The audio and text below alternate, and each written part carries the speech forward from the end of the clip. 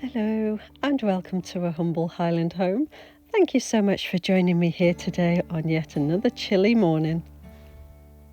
I've noticed that we've had a few new members that have come to join our wee community here, so a very warm welcome to you all. I hope you all feel welcome at our virtual kitchen table with a cup of tea or coffee in hand. We are waiting for a delivery of wood chip from a local tree surgeon. It's actually the team that took our tree down a little while ago, but they're working on another job in the area and are clearing the branches by chipping them and taking them away. We are only too grateful for this gift, and if you've been here for a while, you will have seen the various ways that I use wood chip, but I will also be bagging some up to use over at my folks' garden on the paths and also as part of a mulch, but they will sit in the bags for a while first. In my last video, I gathered my most used hand tools to get some TLC ready to rest a while until I need them again. So whilst I wait for my delivery of wood chip, I thought I would work on my most used garden tools. It's been a while since I gave them some maintenance, so it's well overdue. Eventually, everything from this shed will be decluttered, ready to move into the new shed, where everything will be a lot more organised and everything will have its place. Sheds and garages all hold a special place in my heart, as I spent a lot of time in them growing up, which makes me feel quite nostalgic. In fact, I used to use a tool shed and a toolbox as metaphors for looking after our mental health and well-being, but that's maybe a video for another day. I remember my grandpa having several garden sheds. He was the main grower in the family at the time and had a very large, productive and pretty garden. His shed was attached to his aviary, as he also had a passion for his feathery friends. My dad also has several sheds and garages, but he's more focused on vehicles and woodwork. It's my mum that's the gardener. So this is probably why I feel so at home in a shed or a garage, and we're very fortunate to have both. But both of these have been built by Adam. We have a mixture of tools that we've gathered over the years. Some have got wooden handles and some metal and plastic. I have my favourites that are my go-tos, and there's nothing wrong with the others, it's just my personal preference. So first, it's a clean off with a brush to get rid of any dried dirt, which I really should have cleaned off before now to avoid rust. Then I give it a wee scrub with some wire wool to remove any stubborn bits or small recent rust spots.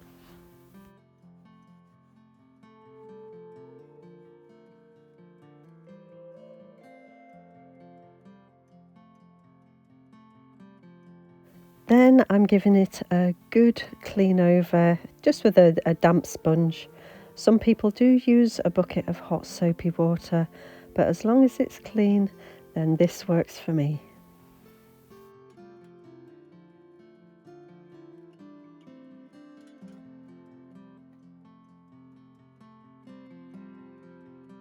I like to leave them just to air dry, and I do the same with all the rest of the tools.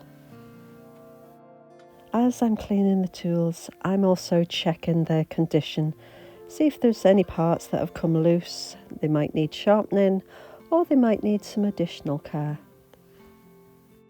I'm putting anything that needs any extra care in a separate pile for just now. And as I've said before, if you look after your tools will look after you. And we need our garden tools to help us do what we need them to do. So they should be safe, practical, and be fit for purpose. I also said in my last video that I've had some of these tools for a very long time, but I want to have them a long time yet. Plus, tools can be expensive, as we prefer to buy them and buy them to last.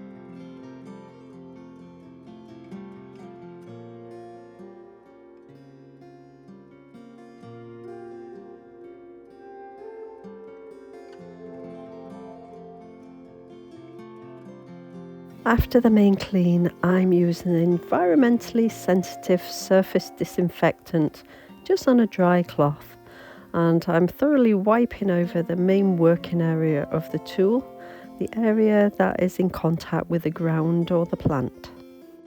For this, I'm using a product called Horticept Pro Super Concentrated. This can be used in other ways by adding to water when cleaning inside greenhouses, etc. But for this, I prefer just a small amount on a cloth, just wiped over.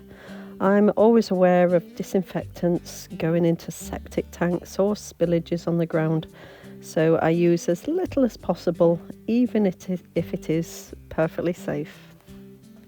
So a good wipe over works for me, and this can just help prevent any diseases that may be present from being spread via the tools. And this can be effective against fungi, spores, bacteria or other viruses.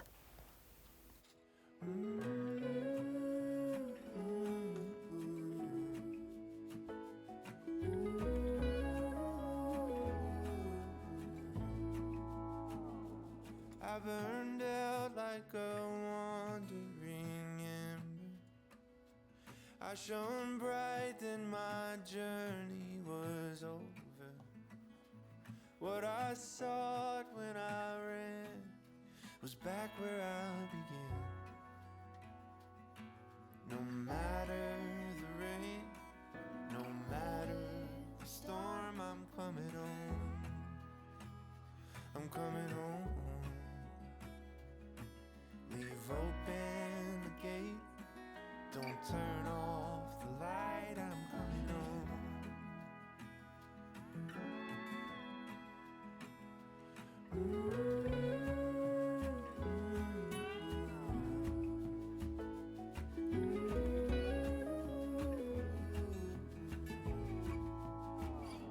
Well, I scratched in the dirt for a while. I gained all. Sometimes we might have two sets of tools.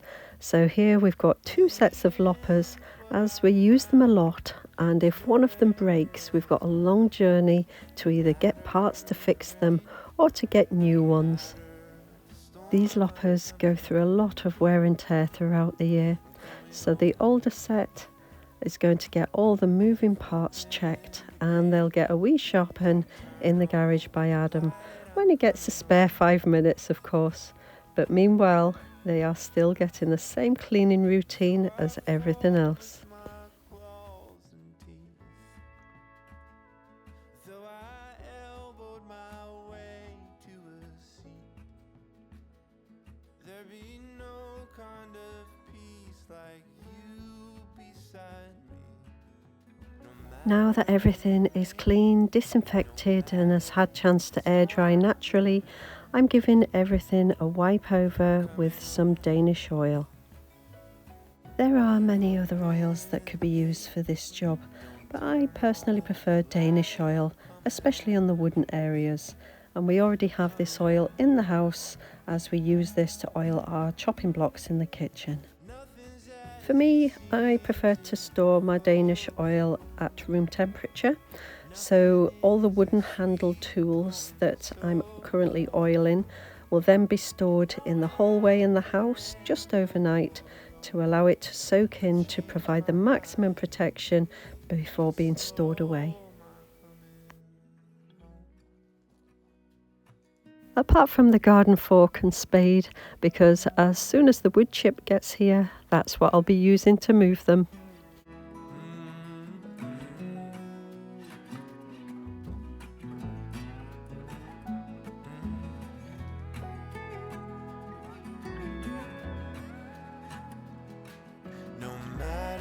So the wood chip has not yet arrived, so it's tidy up time, and I feel good for getting all those tools cleaned, disinfected, oiled and stored away until I need them once again.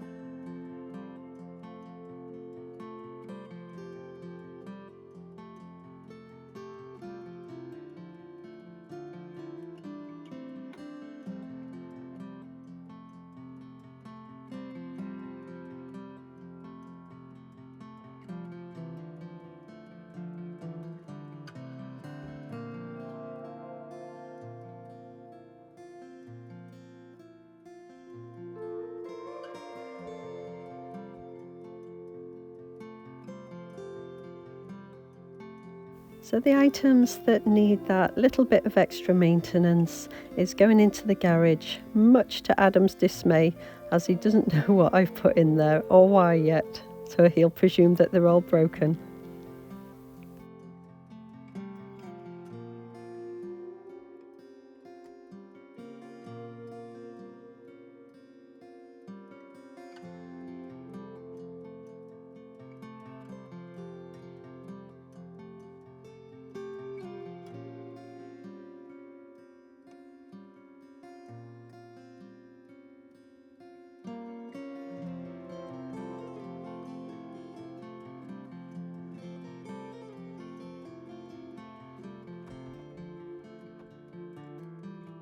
It's time for me to finish up out here just now, but let me know in the comments below if you have a cleaning or a maintenance schedule for all your tools.